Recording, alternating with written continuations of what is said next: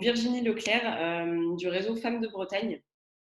Donc voilà, qui va nous présenter un petit peu le réseau. Bonjour à toutes et à tous. Donc, je vais vous présenter le réseau Femmes de Bretagne. C'est le réseau breton, donc des femmes qui entreprennent. C'est un réseau qui a été créé par une Bretonne, Marie-Éloi, en 2014, suite à une initiative qu'elle avait de monter une école Montessori. Sans savoir du tout comment s'y prendre, elle a réussi finalement à fédérer des gens autour d'elle sur ce projet. Et s'est très vite rendu compte qu'en fait, il manquait des outils, comme par exemple une plateforme digitale qui permettait aux femmes, en l'occurrence, puisque c'est surtout des femmes qui l'ont aidé dans ce projet, de se rencontrer, de fédérer et de se connaître pour savoir quoi faire, avec qui. Donc, elle avait mis en place déjà en 2014 un outil digital dans le Morbihan, qui a finalement explosé puisque du coup, il a été plusieurs fois hacké et on a dû s'en séparer il y a à peu près 2 ans maintenant. On était rendu à plus de 7000 personnes inscrites sur ce site, donc ça a pris beaucoup d'ampleur et le réseau est devenu autre chose que du digital. Et donc, voilà. Donc, le réseau, en fait, aujourd'hui, à qui il s'adresse? Il s'adresse à des porteuses de projets, à des chefs d'entreprise et à ce qu'on appelle les Bretonnes solidaires. Donc, moi, je ne me suis pas présentée, je suis Virginie Leclerc, donc la responsable de la coordination du réseau. On est 2 salariés, donc je suis l'une des salariés du réseau et j'ai commencé sur le réseau comme Bretonne solidaire après des années passées à l'étranger. J'ai vécu plus de 10 ans en Amérique centrale. Quand je suis revenue sur mes terres natales, j'avais besoin vraiment de me reconstruire un réseau et de m'ancrer davantage. Et je travaillais auparavant sur tout ce qui a trait aux questions des droits des femmes. Donc, le réseau Femmes de Bretagne répondait à ces deux thématiques et m'a permis pendant pratiquement 2 ans quand même d'animer du côté de là où je vis, Saint-Malo et Dinan, des événements. Donc, j'étais Bretonne solidaire puisque je n'avais pas du tout l'intention de créer une entreprise. Mais j'avais des compétences que je pouvais du coup mettre à profit pour l'association. Donc on accepte aussi, et elles sont super bienvenues, ces Bretonnes solidaires. Ça peut être des femmes du coup salariées, des retraitées, des étudiantes, des femmes en congé de maternité, etc. Si elles souhaitent participer à la dynamique du réseau, elles sont bienvenues. Donc, le réseau, il est implanté aujourd'hui donc en Bretagne sur les 4 départements et également en Loire-Atlantique. Ce réseau, donc, c'est un réseau qui, comme j'expliquais tout à l'heure, quand Marie-Éloi l'a créé, l'idée c'était de pouvoir partager des compétences. Et donc, ça s'est structuré peu à peu autour de rencontres et d'ateliers. Également, l'idée derrière ça, c'est de mettre en avant des femmes et des parcours inspirants, des parcours un peu peut-être différents. On peut aussi rebondir après un échec et c'est bien de le mettre en avant pour en fait montrer la diversité des parcours et que chacune puisse s'y retrouver. Donc ça fait partie d'une ligne notamment qu'on développe.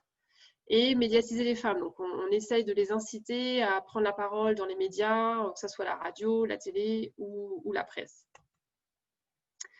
Donc c'est un réseau qui permet du coup de fédérer, évidemment, puisque on rayonne autour d'un secteur en particulier, d'échanger entre les femmes et avec des partenaires. Donc ça, tout ça, je vais pouvoir le développer un petit peu plus après.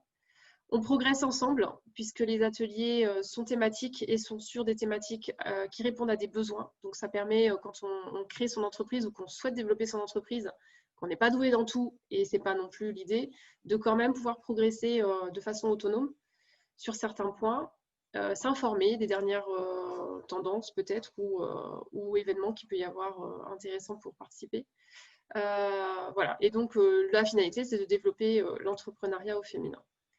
Donc, les valeurs du réseau, pour ceux qui connaissent, ont déjà entendu plusieurs fois, donc l'entraide, la solidarité ou sororité, puisqu'on est entre femmes, la bienveillance. Et à ça, donc moi j'aime bien rajouter aussi la quête du sens, trouver ce sens-là dans sa vie, dans ses actions, et la transmission.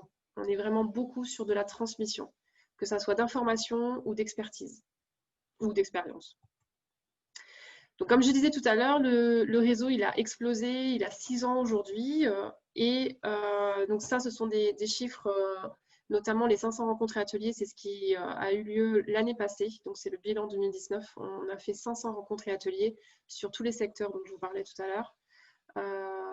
On était rendu à peu près à 1400 adhérentes, sachant qu'avec le Covid, on a eu cette année forcément une baisse que tout le monde a pu sentir, j'imagine, dans son activité. Donc moi, je suis celle qui est en lien direct avec des coordinatrices bénévoles, puisque ce sont elles qui organisent, animent les ateliers et les rencontres sur le territoire. Elles sont aujourd'hui presque 90. Donc, ça fait une très bonne équipe. Et donc, nous sommes sur à peu près 45 villes, on va dire actives, qui rayonnent elles-mêmes sur des petites communes aux alentours. Donc, par exemple, je sais qu'à Dinard, on a Dinard, c'est la coordination de Dinard. Par contre, elles vont faire des ateliers sur à peu près 6 villes aux alentours de Dinard, ce qui permet ou de faire découvrir des lieux, ou que celles qui sont un tout petit peu plus éloignées puissent quand même y aller parce que c'est plus simple, etc.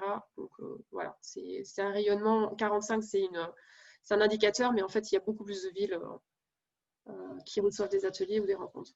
Et une des choses assez nouvelles, c'est la mise en place de coordination en anglais. Donc ça a débuté il y a à peu près 1 an et demi, suite à une rencontre avec le consulat des États-Unis pour le Grand Ouest à Rennes, qui est basé à Rennes, et qui nous a proposé un animateur un jour, un intervenant en anglais.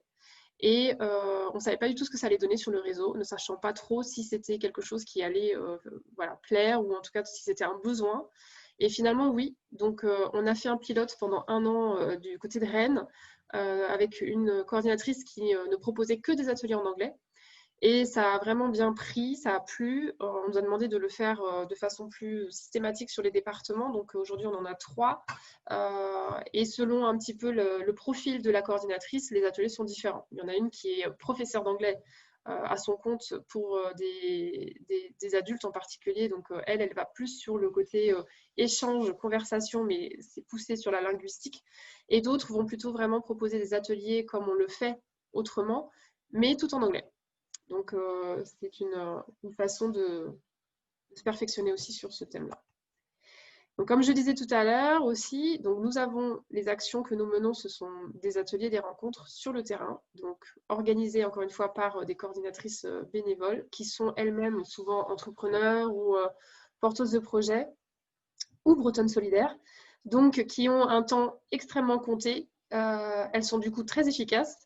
Les rencontres, c'est un format convivial, comme on peut voir, là, elles sont à la plage. Tout le monde n'a pas accès à la plage, mais ce sont des moments conviviaux où on peut du coup réseauter, se faire connaître, connaître les personnes autour de chez nous, qui fait quoi, qui peut m'apporter quelles compétences. Voilà, c'est du réseautage.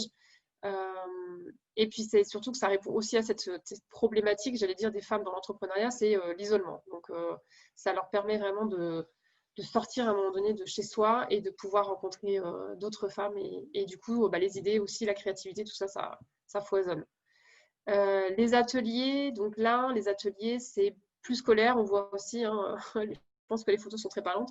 Alors, scolaire dans le sens où on est assis, quelqu'un transmet des connaissances, mais c'est en fait très interactif puisque l'idée, c'est justement d'avoir une thématique pour répondre à un problème qui a déjà été identifié auparavant par les coordinatrices. Sur de la communication, par exemple, créer sa page web, savoir comment manier Facebook ou les réseaux sociaux en général, des ateliers plus sur le développement personnel, sa posture de chef d'entreprise, la légitimité des femmes dans l'entrepreneuriat, son rapport à l'argent, etc. La confiance en soi, l'organisation vie pro, vie familiale, enfin tous ces questionnements-là qui sont vraiment propres à l'entrepreneuriat féminin. Et ça peut aussi être des ateliers plus techniques sur la création d'un business plan, sur le choix de son statut, sur tout ce qui a trait vraiment à la construction du projet entrepreneurial. Et souvent, donc, les intervenantes sont aussi des femmes du réseau, et donc soit parce qu'elles ont cette expertise, soit parce qu'elles souhaitent justement tester des modules de formation qu'elles proposent, par exemple, tester l'approche qu'elles proposent, et elles sont des coachs, voir si ça répond bien, etc. Donc, c'est aussi un laboratoire d'expérience très positif, du coup, puisqu'elles ont des retours toujours bienveillants sur ce qu'elles proposent. Alors, j'ai mis une petite photo exprès de femmes là en bas en visio parce que du coup, durant le confinement, qui a quand même duré un certain temps, et puis ensuite, on n'a pas été tout de suite en capacité de savoir si on pouvait se retrouver en physique. On a proposé 80 ateliers. Alors, rencontres aussi, il y a eu. C'était justement la question qu'on se demandait, est-ce qu'on peut faire des rencontres en visio? Donc oui, je pense que tout le monde a pu tester à un moment donné le fameux Zoom apéro avec des amis. Eh bien, on a fait un petit peu quelque chose d'identique. Les ateliers étaient du coup un peu moins nombreux, il y avait moins de participantes, mais ils n'ont pas du tout perdu en qualité. Au contraire, il y a eu des surprises justement par rapport à ça, sur le fait qu'on puisse aller plus loin parfois en visio. On pose des questions, enfin, il y a un autre rapport. Ça a très très bien marché.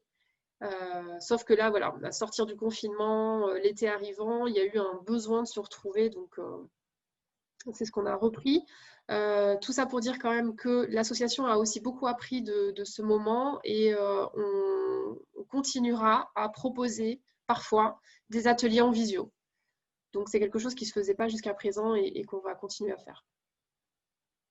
Donc là, voilà, comme je disais tout à l'heure, il y avait vraiment ce besoin de se retrouver, et notamment ici, ce sont des lancements à la rentrée 2020. Donc on a eu plusieurs villes qui ont démarré ou redémarré, qui étaient un petit peu éteintes. On a eu Redon tout début du mois, Dinan également le soir, et puis Questembert il y a quelques jours. Et à venir, donc comme je mets en bas, il y en aura encore d'autres, des villes qui vont ouvrir bientôt. Donc Saint-Paul-de-Léon dans le 29, Auray dans le 56 à la fin du mois, Vitré tout début octobre, et Bru aussi à la fin du mois. Et voilà, donc vous pourrez de toute façon retrouver toutes ces informations sur l'agenda qui est en ligne sur Femmes de Bretagne.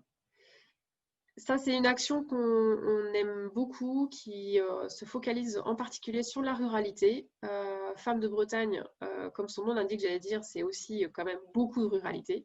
Et l'idée du réseau, c'est d'avoir un maillage territorial très fin, et qui est en constant développement du coup. Et très fin, pourquoi? Parce que quand on vit dans des secteurs un petit peu reculés de la campagne, eh bien parfois se déplacer jusqu'à des grandes villes pour aller assister à des ateliers, des formations, etc., eh bien c'est pas facile. Tout le monde n'a pas la capacité de le faire, tout le monde n'a pas non plus la motivation, parce que voilà, on a des situations de femmes différentes. Donc quand ça vient à nous, eh bien c'est très apprécié, très appréciable, et c'est surtout une réalité aussi de la région, quoi, du secteur dans lequel on vit. Donc, on a des coordinations dans plusieurs zones rurales. Et d'ailleurs, on a aussi des coordinatrices qui ont à cœur de dynamiser, d'aller au-delà en fait un petit peu de la mission du réseau, mais aussi dynamiser finalement leur secteur. Comme notamment, là ici on a 2 exemples qui se passent dans le cœur de la Bretagne. Donc le premier, les estivales, c'est à Rohan, au manoir du Quingot, où nous sommes accueillis aussi par une femme de Bretagne qui gère ce manoir. Et donc, c'était cette année la 3e édition. Alors, cette année, il n'a pas eu lieu puisque à cause du Covid, on devait fêter la 4e édition du coup des Estivales, qui est un marché qui propose aux créatrices et productrices d'exposer, de vendre pendant toute une journée, avec à côté aussi des ateliers, des animations.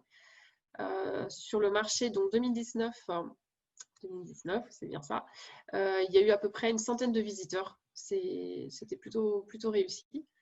Et Berbad signifie éphémère en breton. Donc on a une boutique éphémère à l'abbaye de Bon Repos, qui est aussi dans le Morbihan, dans vraiment le cœur de la Bretagne. L'abbaye de Bon Repos, qui est un lieu magnifique, et pour y être allée, c'est vraiment très prenant, c'est assez magique. Et cette boutique donc est ouverte 2 fois dans l'année, l'été et à la période de Noël, et propose aussi à celles qui souhaitent de venir exposer sur cette période et vendre leurs produits. Donc voilà, donc tout ça c'est géré aussi par des coordinatrices bénévoles. Alors en termes de communication, ça fait écho un peu à ce que je vous disais tout à l'heure par rapport à cette mise en avant des femmes. On a donc à cœur de proposer toutes les semaines un portrait inspirant. Ou bien voilà, inspirant, ça peut être ou une réussite explosive, ou bien un métier qui est un petit peu différent d'un autre, une idée vraiment voilà, qui va dénoter un petit peu par rapport à d'autres profils, ou alors ça va être aussi quelqu'un qui a su rebondir suite à un échec, Et donc voilà, on essaie de montrer une multitude de profils différents et qui, on espère, inspirent justement, où des femmes se reconnaîtront quand elles liront ces portraits, que vous retrouvez aussi d'ailleurs sur notre site internet, sur la partie blog et sur les réseaux sociaux.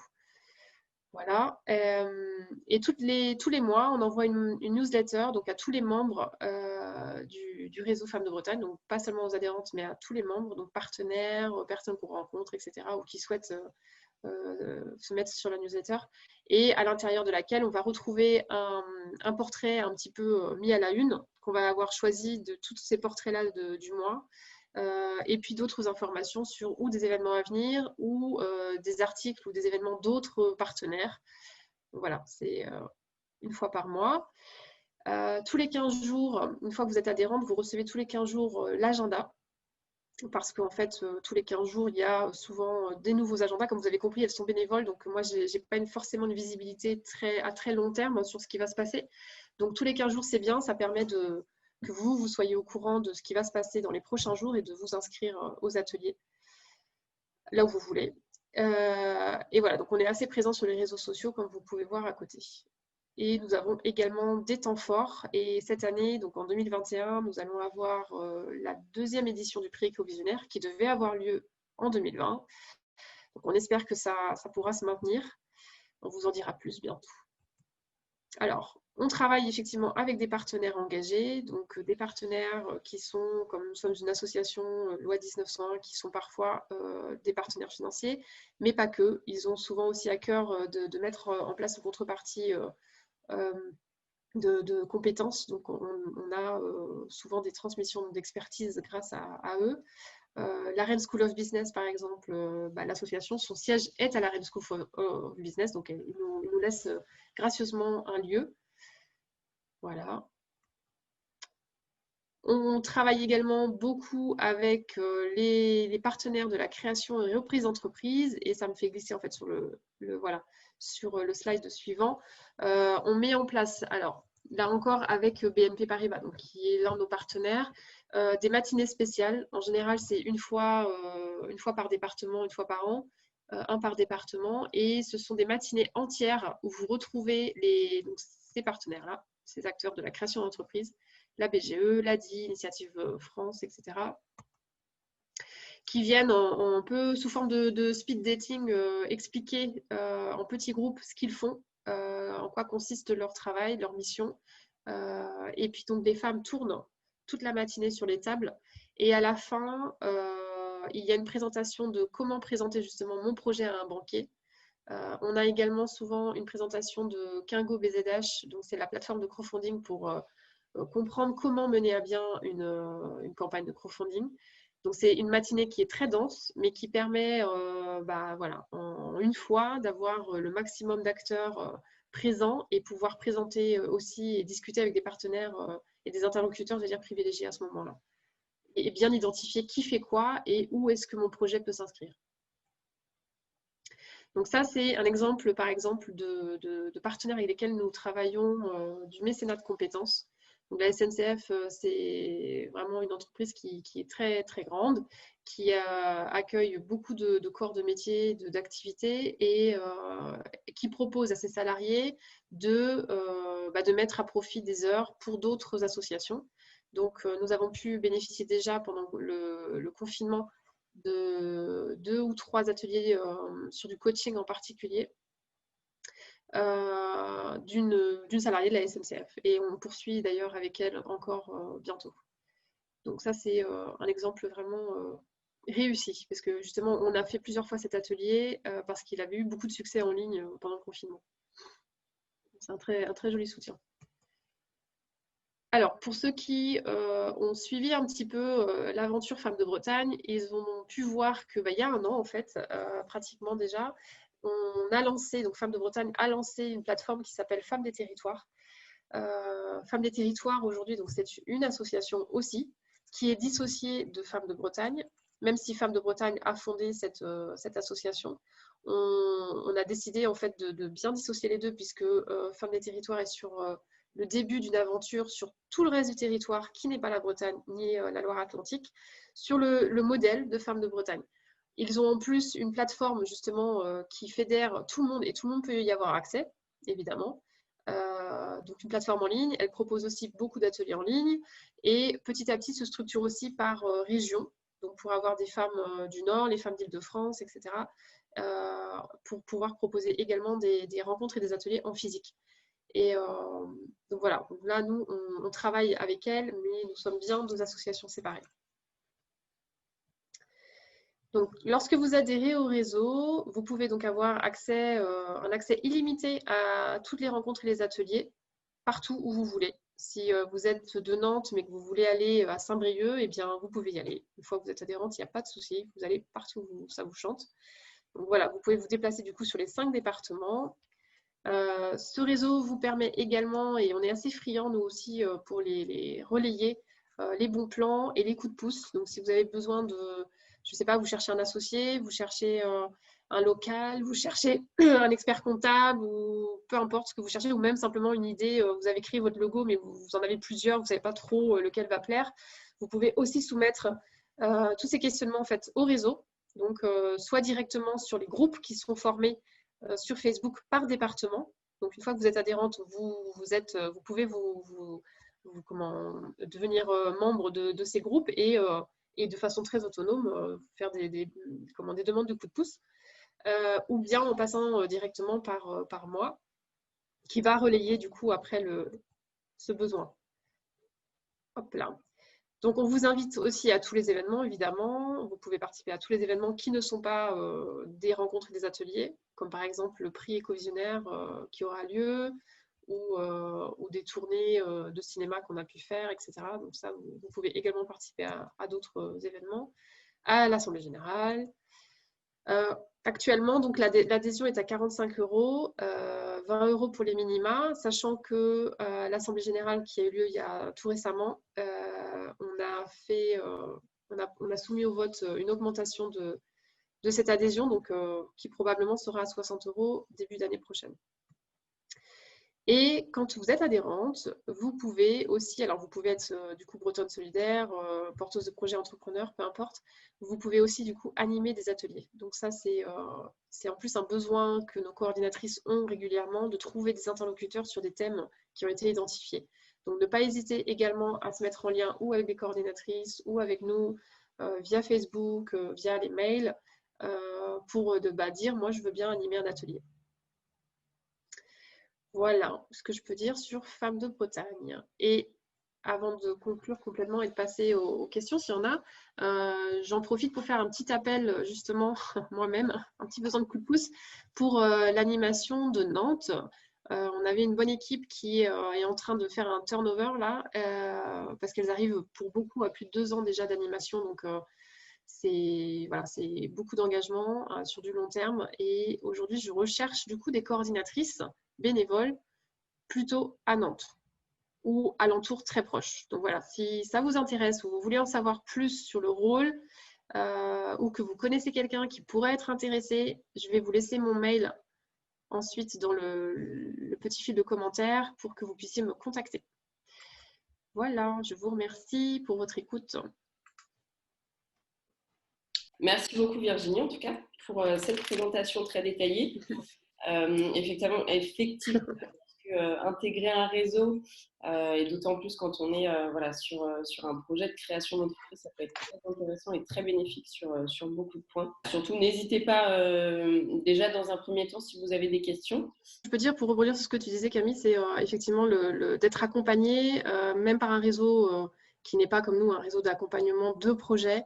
C'est super important en fait. C'est vraiment de ne pas rester seul dans son coin, pas rester seul avec son idée non plus. Parce que j'en ai connu, moi, des personnes qui restent avec son idée, voilà, l'idée tourne dans la tête, et puis on ne sait pas, j'y vais pas, j'y vais pas. Un réseau comme ça vous permet justement de vous confronter à vous-même, à votre idée, comment c'est reçu. Et en fait, très vite, les autres idées fusent de partout, les personnes vous mettent sur des rails. C'est vraiment très enrichissant, très intéressant. Il y a beaucoup de femmes qui sont déjà passées par certainement ce que vous passez ou ce que vous traversez, ou bien votre expérience peut justement aussi venir apporter à d'autres Faut pas non plus sous-estimer sa capacité à transmettre justement des choses. On est vraiment dans du donnant-donnant. Donc, c'est toujours très riche d'avoir des profils de partout. On a aussi beaucoup de femmes qui ne sont pas bretonnes. C'est aussi justement un réseau qui permet un petit peu ce que j'ai fait moi, de s'ancrer sur le territoire, de mieux comprendre comment ça fonctionne, parce qu'on voit bien que d'une région à l'autre en France, on a des disparités. Il y a aussi des institutions qui existent en Bretagne qui n'existent pas dans le sud, etc. Donc, ça permet vraiment d'avoir cette cartographie en toute tranquillité, en toute bienveillance. Donc, c'est de toute façon bénéfique. Et vous pouvez assister à une rencontre sans adhérer, une première rencontre, qui vous permet justement de voir si ce réseau vous correspond ou pas. Il y en a d'autres, donc voilà ce que je peux proposer. N'hésitez pas à aller voir du coup sur la page aussi du coup de Femmes de Bretagne. Il y a un onglet Agenda. Et dans l'onglet Agenda, vous allez pouvoir voir par département ce qu'on va vous proposer là pour les prochains jours et les prochaines semaines. Inscrivez-vous, allez voir, faites-vous curieux, curieuses, et puis vous verrez si ça vous convient et si vous souhaitez continuer. Voilà. Ah, il y a une question. Allez-y. Oui, j'ai une petite question, parce qu'en fait, j'ai vraiment pris la fin de la présentation parce que je travaille malheureusement, donc je n'ai pas réussi à voir le début, à mon grand regret. Juste une petite question. Ce que j'entends, c'est que même quand on a simplement une idée, enfin, on en est au stade idée d'un projet et pas de business plan, rien du tout. On peut malgré tout. Enfin, moi, je me sentais pas légitime en fait d'aller dans ce genre de réseau sans avoir un peu plus avancé sur le projet. Non, ouais, carrément, c'est une très très bonne question. Au contraire, en fait, c'est ce que j'explique. C'est un réseau qui a cette particularité, c'est qu'il ouvre le spectre des participantes. Finalement, c'est toute femme qui a une sensibilité à l'entrepreneuriat parce que soit elle a justement une toute petite idée, soit elle est encore salariée, mais elle se pose des questions sur est-ce que je vais rester salariée, est-ce que c'est vraiment ce que je veux faire, pourquoi pas l'entrepreneuriat ou autre chose. Voilà, c'est un réseau qui permet et on en a beaucoup des femmes comme ça, hein, des femmes qui sont même ou aussi en burn-out et elles se disent je ne vais pas pouvoir continuer longtemps dans mon entreprise, ou qui sont à l'émergence du projet. Alors, encore une fois, ce réseau-là va vous permettre de rencontrer d'autres femmes qui peut-être sont passées par là ou qui peuvent vous aiguiller sur des idées, des parcours, etc. On ne va pas, par contre, s'asseoir et faire tout le projet avec vous. Par contre, ce qui est en train de se mettre en place de plus en plus, parce qu'il y a cette demande malgré tout sur le territoire, ce sont des coordinatrices qui sont compétentes aussi dans ces domaines-là de co-développement. Donc, elles créent des groupes pour travailler en co-développement. Donc, on arrive avec chacune une problématique. La problématique est exposée au groupe. On vote pour le cas qu'on souhaiterait aborder durant la session. Donc, c'est le groupe qui vote. Et du coup, le groupe va travailler et apporter des solutions à cette personne tout le temps de la session. Et c'est pourtant pas des experts et personne ne sait en fait avec quel problème arrive qui. Mais on se rend compte, et c'est ce que je disais tout à l'heure, que finalement on est porteur d'une problématique, mais aussi de beaucoup de solutions. Donc, et c'est cette transmission qui fait qu'on avance comme ça. Donc ça, ce sont des ateliers qui ont beaucoup de succès en ce moment et qui se mettent de plus en plus en place aussi sur le territoire.